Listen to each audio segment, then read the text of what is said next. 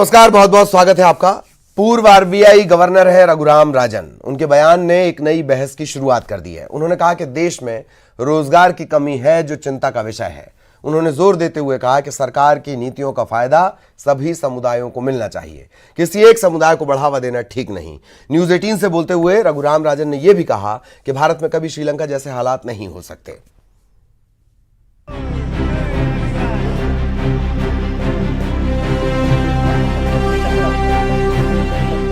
रायपुर में प्रोफेशनल कांग्रेस के सम्मेलन में शामिल होने पहुंचे पूर्व आरबीआई गवर्नर रघुराम राजन ने न्यूज 18 से बात करते हुए कई मुद्दों पर बेबाकी से अपनी राय रखी। उन्होंने कहा कि भारत के हालात और श्रीलंका और दूसरे देशों में आर्थिक हालात में काफी अंतर है।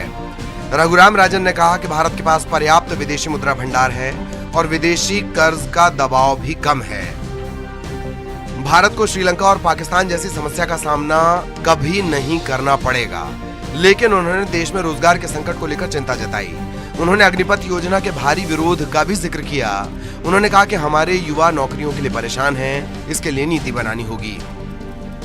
भारत उस स्थिति में नहीं है क्योंकि भारत के पास काफ़ी फॉरेन एक्सचेंज रिजर्व्स हैं। भारत का ऋण, फॉरेन एक्सचेंज ऋण काफ़ी कम है और भारत का इकोनॉमी भी, अर्थशास्त्र काफ़ी अच्छा चल रहा है।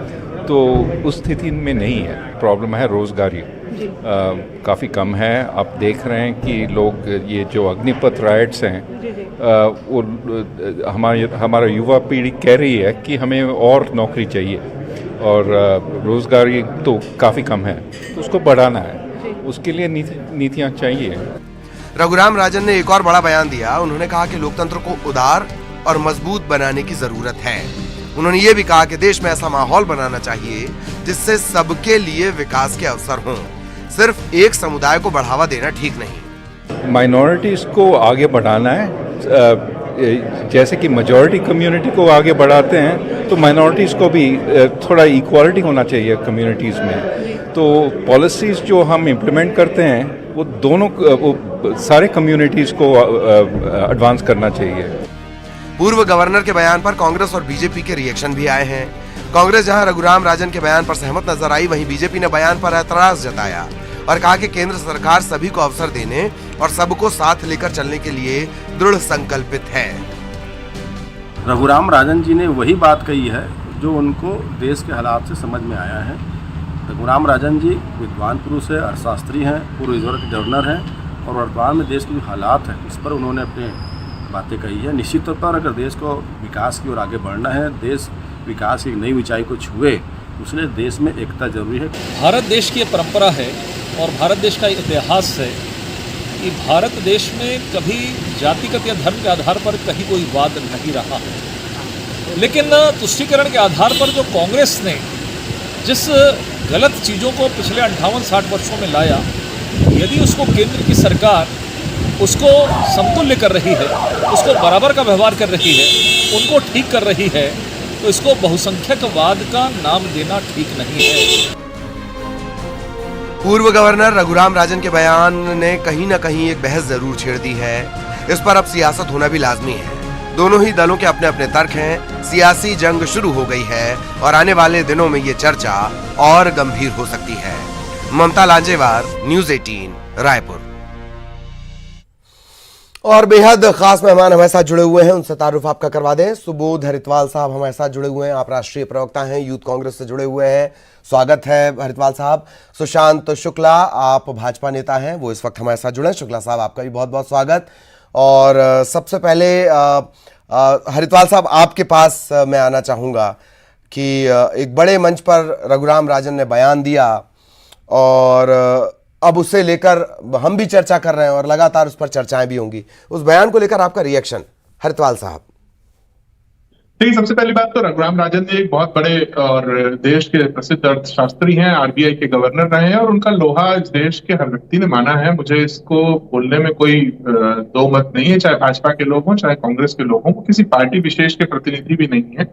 और उनका कहा हुआ कुछ भी हल्के से लेना भी मुझे लगता नहीं है कि उचित होगा।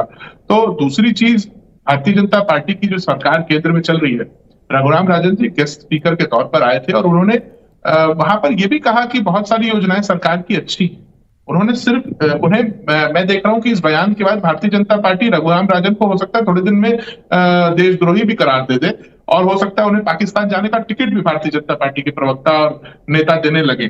पर मैं ये कहना चाहूंगा ललित जी कि इस बयान को गंभीरता से लेना बहुत जरूरी है। अगर उनके जैसा अर्थशास्त्री कहता है कि देश में माइनॉरिटीज और मेजॉरिटीज पर बराबरी होना बहुत आवश्यक है, तो मुझे लगता है सोचने वाली बात है, इस पर विचार होना चाहिए। उन्होंने कहा है कि अगर देश की अखंडता और एकता को बनाए रखना है तो उसके लिए ये जरूरी है। उन्होंने कहा है कि बेरोजगारी इस देश की सबसे बड़ी प्रॉब्लम है। सिर्फ इन्होंने माइनॉरिटीज मेजॉरिटी, आज हम लोग इस पर चर्चा कर रहे हैं न्यूज 18 जैसे बड़े चैनल पर। मैं तो कहना चाहूंगा, ममता जी जब इंटरव्यू ले ली थी उन्होंने ये भी कहा कि इस देश में सबसे बड़ी प्रॉब्लम बेरोजगारी है, उसका उपाय निकालना बहुत जरूरी है। फॉरेन रिजर्व्स हैं देश के पास, फॉरेन एक्सचेंज के हिसाब से हम मजबूत हैं, तो हम बेरोजगारी का जो सोल्यूशन है वो क्यों नहीं निकाल रहे हैं। नीतियों का लाभ सिर्फ और सिर्फ एक वर्ग या किसी विशेष वर्ग को ना मिले, ये देखने की बात उन्होंने कही है। तो मुझे लगता है कि इस पूरे उनके बयान को मैं अगर समअप करूं तो मुझे लगता है कि रघुराम राजन जी एक बहुत ही समझदार और बहुत ही अच्छा शास्त्री है, जिससे कोई नकार नहीं सकता। और उन्होंने अगर कुछ कहा है तो केंद्र की सरकार को इसे ध्यान से और गंभीरतापूर्वक लेना चाहिए। गंभीरता पूर्वक लेना चाहिए। सुशांत शुक्ला साहब, जो बयान उनका आया है उससे लेकर आपका कमेंट, फिर मेरा सवाल रहेगा आपसे। जी प्लीज। सुबोध जी की स्तुति वंदना और अपने नेता के पक्ष में बयानबाजी स्वाभाविक है, परंतु एक विषय है कि रघुराम राजन जी अर्थशास्त्री के रूप में, लेकिन जैसी नजर वैसे नजारे।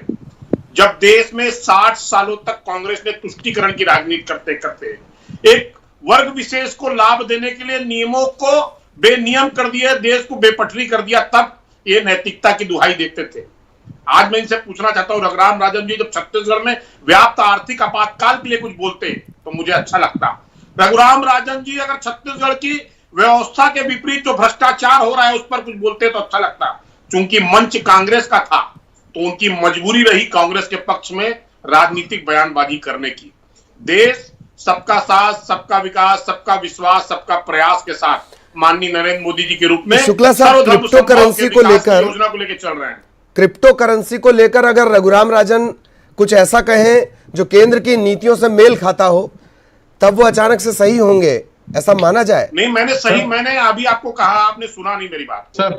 चूंकि मंच कांग्रेस का था इसलिए उनकी मजबूरी थी कांग्रेस के मिलते जुलते बयान देने की। जी, मैं आपसे पूछना चाहता हूं कि देश में एक उदाहरण प्रस्तुत करें मेरे साथी सुबोध हरितवाल जी, जहां पर नरेंद्र मोदी जी की सरकार ने दोहरा रवैया अपनाया हो किसी भी एक जाति वर्ग विशेष या धर्मावलंबी के खिलाफ। जब देश में मुस्लिम महिलाएं 60 सालों तक 3 तलाक के मामले में व्यवस्था के विपरीत जाकर काम करती थी, तब आज उनको अगर राहत दी गई, क्या वो एक पक्ष के विशेष में काम है? जब शौचालय निर्माण स्वच्छता अभियान के माध्यम से उनको शौचालय दिया गया, तो क्या वो एक तरफा काम है? जब सुशांत जी, आती जिस प्रदेश की हरितवाल साहब पूछना चाहता हूं। जी जी, हरितवाल साहब ठीक है, आप काम गिना रहे हैं, अच्छी बात है। हरितवाल साहब कुछ बोलना चाह रहे हैं, फिर मेरा एक सवाल भी रहेगा। शुक्ला साहब, छत्तीसगढ़ वासी हाँ सुन लेते, पहले हरितवाल साहब को सुन लेते। मुझसे ये दोराहे की बात क्यों करते हैं, दोगलेपन की बात क्यों करते हैं? चलिए आज बात करें, चलिए जवाब सुनिए तो। अरे ठीक है शुक्ला साहब, अरे आप सुनिए तो। हाँ हरितवाल साहब बोलिए प्लीज। दिक्कत वाली बात नहीं। ललित जी, मैंने कहा था ना कि जैसे ही रघुराम राजन ऐसा कुछ कहेंगे जिसमें भारतीय जनता पार्टी के पेट में दर्द हो, वो हमारे पार्टी के नेता या भारत पाकिस्तान सब हो जाएगा। भैया आप सिद्ध करें डिबेट की शुरुआत। मैंने आपको टोका नहीं, आप टोकिए। मैंने आपको टोका नहीं, आप टोकिए। भारतीय जनता पार्टी की सरकार और नरेंद्र मोदी की सरकार कहीं पर अपना रही हो, बताएं, आप सिद्ध करें। मैंने आपको टोका नहीं, आप टोकिए। मैं टोक नहीं रहा हूँ, आपने कहा इसलिए मैं बस, तो मेरी बात तो सुन लीजिए। ठीक ठीक, शुक्ला साहब सुन लेते हैं, फिर आपके पास आऊंगा मैं। आपने जो प्लीज कहा उसका जवाब ले लीजिए ना। जी जी, बोलिए बोलिए। आपने कहा कि मैं अपने नेता की स्तुति वंदना कर रहा हूं, मेरा बयान फिर से लौटा दीजिए, एक बार फिर से चला दीजिए। मैंने किसी नेता का नाम नहीं लिया, मैंने सिर्फ रघुराम राजन जी की तारीफ करी कि वो देश के अच्छे शास्त्री हैं। आप बहस करेंगे तो आप भी डिबेट में बोल नहीं पाएंगे, आप भी डिबेट में नहीं बोल पाएंगे अगर आप बहस करेंगे। ठीक है हरितवाल साहब प्लीज। आपने कहा कि मैं अपने नेता की स्तुति वंदना कर रहा हूं, तो पहली बात रघुराम राजन किसी के नेता नहीं है, किसी पार्टी के। दूसरा, आपने कहा कि उन्होंने कहा कि उन्होंने कौन से नियमों की कांग्रेस सरकार की तारीफ की, ये बताएं। न्याय योजना पर क्या कहा, तो आप जाकर के अखबार पढ़िए। उन्होंने कहा यह देश की एकमात्र योजना है जो डायरेक्ट मनी ट्रांसफर के माध्यम से लोगों के जेब में पैसे पहुंचा रही है। ग्रामीण अर्थव्यवस्था पर उन्होंने कहा, फिर आप टोक रहे हैं। उन्होंने कहा कि ग्रामीण अर्थव्यवस्था को मजबूत सबसे ज्यादा छत्तीसगढ़ ने किया है। उन्होंने कहा कि राजीव गांधी युवा मितान के माध्यम से आपने अच्छी तरीके से वहां पर 13,000 क्लब्स को पैसे पहुंचाए। उन्होंने ये भी कहा कि आपकी जो गोबर की बेचने की स्कीम है, जिसका आप लोग बार बार विरोध करते हैं, उसे उत्तर प्रदेश और गुजरात की सरकार भी फॉलो कर रही है। उसके बाद आपने कहा कि मंच हमारा, तो वो स्तुति वंदना हमारी कर रहे थे। हमारे मंच से उन्होंने एनडीए की सरकार की तारीफ की। हमारे मंच से उन्होंने कहा कि फॉरेन एक्सचेंज का रिजर्व है। उन्होंने कहा कि अर्थशास्त्र जो है केंद्र सरकार का वो अच्छा चल रहा है। उन्होंने ये भी कहा हमारे मंच से कि केंद्र की सरकार की बहुत सारी स्कीम्स अच्छी है, तो उसका भी आप बोलिए। फिर आप यहाँ पर, आपके पास दोहरा चरित्र है, आपके पास जवाब नहीं है। अभी आप थोड़ी देर में, मैंने बताया ना ललित जी, 2 मिनट रुकिए, मेरी बात तो अभी की अभी सही हो गई। 2 मिनट रुकिए, ये लोग उसे पाकिस्तान भी भेज देंगे, रघुराम राजन को कांग्रेस का नेता भी बना देंगे, पता नहीं क्या क्या कर देंगे। ठीक, शुक्ला साहब आपके पास आ रहा हूं, आपका जवाब भी लेंगे। एक सवाल मेरा ये भी कि बेरोजगारी दर के मामले में छत्तीसगढ़, हालांकि मुझे आपका वो ट्विटर ध्यान है जिसमें आपने ये कहा कि 27 पोस्ट के लिए हजारों की भीड़ उमड़ती है। मैं बीजेपी सीजी बीजेपी की बात कर रहा हूं। 27 लोगों के लिए हजारों की भीड़ उमड़ी, 27 पद के लिए अव्यवस्था का आलम रहा। इन सब के बावजूद सवाल मेरा आपसे ये, बेरोजगारी दर छत्तीसगढ़ में सबसे कम है, इससे तो आप इनकार नहीं कर सकते, और बेरोजगारी पर फोकस करने की बात उन्होंने कही है। जी शुक्ला साहब। देखिए सर, ग्रामीण अर्थव्यवस्था का जिसका सीना ठोक रहे हैं, मैं आपसे पूछना चाहता हूं अपने साथी सुब्रत जी से कि छत्तीसगढ़ की एक भी योजना जिसकी तारीफ ये करवाते हैं छाती ठोक कर, उस योजना का मद केंद्र सरकार की योजना पर और राशि पर आधारित। मैं इनसे पूछना चाहता हूं जिन योजनाओं की उन्होंने तारीफ की, क्या मेरे हरिद्वार साहब रुक जाइए, नरवा गरवा गुरुआ बाड़ी जो योजना है वो 14 और 15 वित्त पे आधारित है। राज्य सरकार आर्थिक आपातकाल के दौर से गुजर रही है, जो एक योजना लागू नहीं कर सकती।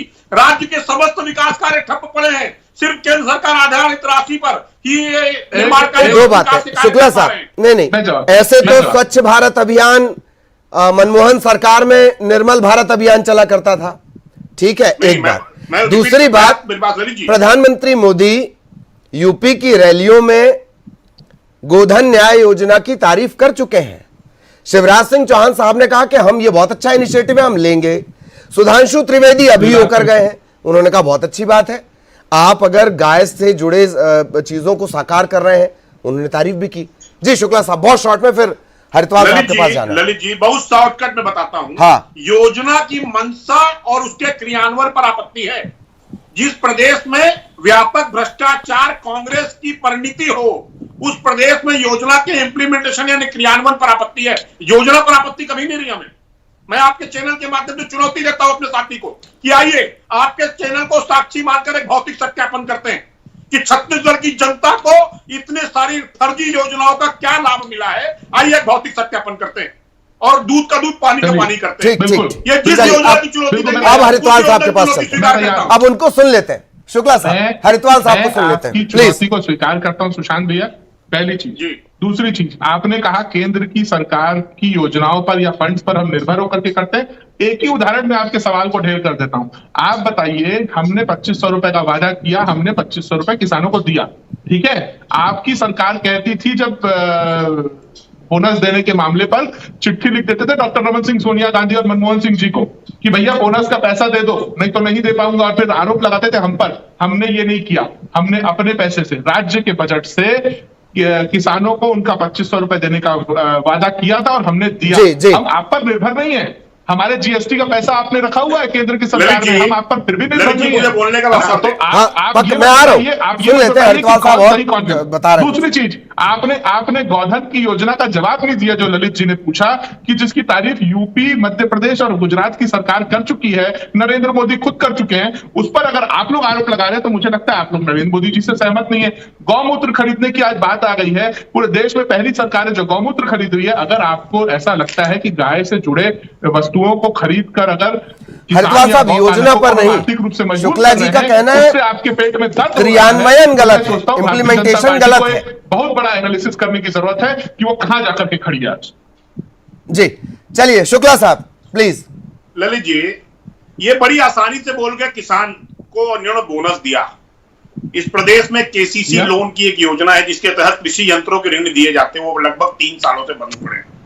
मैं आपके चैनल के माध्यम से पूछना चाहता हूं, नरवा गरवा गुरुआ बाड़ी, इनके मुख्यमंत्री पूरे देश में छत्तीसगढ़ का मॉडल पेश करते हैं। वो 14 और 15 वित्त केंद्र सरकार की राशि पर आधारित योजना है, और जो भौतिक सत्यापन की चुनौती आज इन्होंने स्वीकार की है, मैं आपसे मांग करना चाहता हूं ललित जी कि अपने चैनल के संवाददाता को इस बात से तय करें कि आइए भौतिक सत्यापन करते हैं कि नरवा गरवा गुरुआ बाड़ी योजना इनकी कितनी सफल है, जो पूरे पंचायतों की मूल राशि को इन्होंने भ्रष्टाचार की भेंट चढ़ा दी है। छत्तीसगढ़ में सड़कें के हाल बेहाल है, सड़कों पर सिर्फ 3.5 वर्षों में गड्ढे पर गड्ढे दिख रहे, विकास योजनाएं बंद है। अगर इस योजना को संघीय ढांचे के संतुलन के विरुद्ध जाकर ये बोनस के आवंटन की व्यवस्था करते हैं तो ये कोई बहुत बड़ा काम नहीं कर रहे हैं, लेकिन छत्तीसगढ़ की 2 करोड़ जनता को उनके मूलभूत विकास कार्यों से वंचित कर दिए, सिर्फ ये कि योजना के समाहित करते करते। परंतु ये भूल जाते हैं कि छत्तीसगढ़ में समस्त विकास कार्य इनके बंद पड़े हैं। इनका मंत्रालय बंद पड़ा है, इनका विधानसभा का निर्माण बंद पड़ा है, इनके सड़कों के निर्माण बंद पड़े हैं। क्यों? यहां तक कि इनके पंचायत मंत्री कुछ दिन पहले कहे कि छत्तीसगढ़ के 8 लाख निवासियों को आवास से वंचित कर दिया इन्होंने, क्योंकि राज्यांश में मिल पा रहा है। हरिद्वार साहब से एक छोटा सा जी चलिए हरिद्वार साहब, बहुत शॉर्ट में, वक्त थोड़ा कम है, एक और बड़ी खबर इस वक्त आ रही है, बहुत शॉर्ट में आपका जवाब। आत्मानंद अंग्रेजी स्कूल में ही 12,000 शिक्षकों के, तकरीबन 12,000 शिक्षकों के पद खाली हैं और रोजगार पर फोकस है रघुराम का। देखिए, हमने तो अभी 10,000 से ज्यादा शिक्षकों की योजना भर्ती के लिए फिर से प्रस्ताव सरकार ने निकाला है और निकालेंगे भी। पिछले 14,580 शिक्षकों को भी हमने नियुक्ति दी है और अभी तक उनका प्रोसेस कंप्लीट भी हो चुका है और आगे भी देंगे। हम तो कह रहे हैं ना कि हम रोजगार जनरेट करने वाली सरकार है। केंद्र की एजेंसी CMI वही कहती है कि हम 0.06% बेरोजगारी आंकड़े हमारे प्रदेश के हैं और पूरे देश का 7.1 है। जनसंख्या के आधार पर नहीं शुक्ला साहब, अब आप रुकना होगा प्लीज। हरिद्वार साहब, शुक्ला साहब, अरे सुनिए तो, अरे अभी चुनाव तक मिलना मिलाना होता रहेगा, बातचीत चलती रहेंगी। बहुत बहुत शुक्रिया, प्लीज एक अच्छी खबर भारत के लिए है वो बतानी है। बहुत बहुत शुक्रिया आप दोनों का। और अच्छी खबर ये कि कॉमनवेल्थ गेम्स में भारत ने दूसरा गोल्ड और ओवरऑल 5वां मेडल जीत लिया है। 19 साल के वेटलिफ्टर हैं जेरेमी लालरीनुंगा। ये बीच मुकाबले में चोटिल भी हो गए थे, बावजूद इसके उन्होंने हार नहीं मानी। मेंस कैटेगरी 67 किलोग्राम, इसमें सुनहरी कामयाबी हासिल की। स्नैच में 140, क्लीन एंड जर्क में 160 किलोग्राम वेट उठाया, कुल 300 किलोग्राम वेट उठाया, अपने नाम ये मेडल किया। केंद्रीय गृह मंत्री अमित शाह ने गोल्ड जीतने पर जेरेमी को बधाई दी है। अमित शाह ने लिखा, भारत के लिए एक और गोल्ड, शानदार प्रदर्शन जेरेमी, कॉमनवेल्थ गेम्स में प्रतिष्ठित स्वर्ण पदक जीतने पर बधाई। भारतीय वेटलिफ्टर देश को गौरवान्वित कर रहे हैं। जेरेमी लालरीनुंगा 2018 यूथ ओलंपिक के गोल्ड मेडलिस्ट हैं। 2021 कॉमनवेल्थ में उन्होंने गोल्ड जीता था।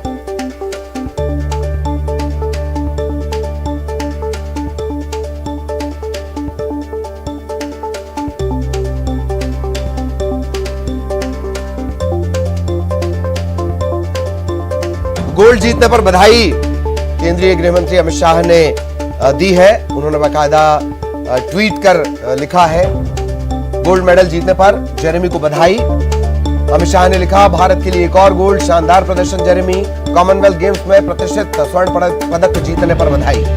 भारतीय वेटलिफ्टर देश को गौरवान्वित कर रहे हैं। दरअसल वेट लिफ्टिंग में लगातार मेडल मिलने का सिलसिला जारी है, यही वजह है कि उन्होंने इस बात का जिक्र किया। और इसी के साथ 5 की आंच में इतना ही, खबरें जारी हैं।